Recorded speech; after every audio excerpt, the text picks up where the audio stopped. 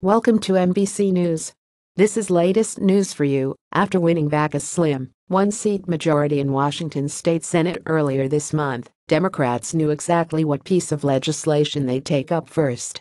Climate change is a priority for next year's legislative session, as are immigration and women's reproductive rights, all necessary to counter President Donald Trump's conservative agenda, State Senator Sharon Nelson said.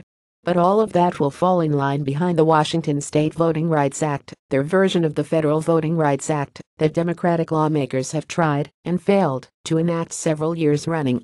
It would repeatedly pass the House, but falter in the GOP-controlled Senate. The odds changed on November 7 when Manka Dhingra, a local prosecutor, beat out her GOP opponent in a special election to represent the 45th District, giving Democrats the majority for the first time since 2012. Her victory would allow the evergreen state to finally pass progressive policies, she told Seattle's Alternative Weekly prior to the election, freeing lawmakers and previously killed legislation from the handful of people who hold the state Senate hostage. That includes the voting rights bill. It would do away with the state's at-large voting system in local elections, which Democrats say dilutes the voting power of minorities and denies them a chance to elect a representative of their own if evidence of vote dilution and racially polarized voting is found. It would not affect state elections. After the Supreme Court gutted the Federal Voting Rights Act in 2013, this legislation also aims to give Washington state its own set of voter protections. We need to provide every protection that we can, because I don't have faith in the current administration in Washington, Nelson said. However, some state lawmakers see a different motive behind Democrats' bill and advocate a different solution. Representative Matt Manueller, a Republican who represents a rural conservative district in the middle of the state, said he is concerned the bill would increase frivolous lawsuits against localities, particularly small rural areas. Why don't you apply this to the bigger communities, where you get a critical mass of voters and we have competitive elections, he said. Manueller said he has tried to propose that kind of option, but it was rejected by House Democrats. He accused Democrats of trying to change the rules to bolster their strength in local races, particularly in areas where he said the party has difficulty winning elections. This bill is about money and power, and not about minority rights in any way, he said. If they change the rules, they will have a farm team to take on legislative races. Still, with Democrats in control of the state legislature and the governor's office, Nelson, who is also the state Senate leader, said she's confident the bill will become law. Currently, in cities around the state, there are no local election districts, which means candidates have to get the votes of an entire city rather than a specific district within a city for seats on the city council or school board.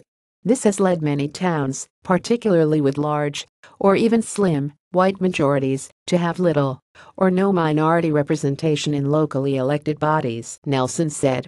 In too many jurisdictions, if someone chooses to run, they are likely to lose because of the color of their skin or their surname, said Rich Stoltz, the executive director of the Seattle-based immigrant rights group One America.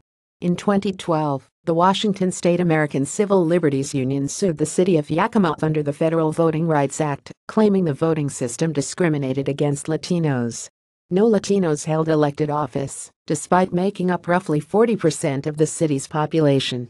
In 2014, a federal judge agreed, saying the majority routinely suffocates Latino voting preferences.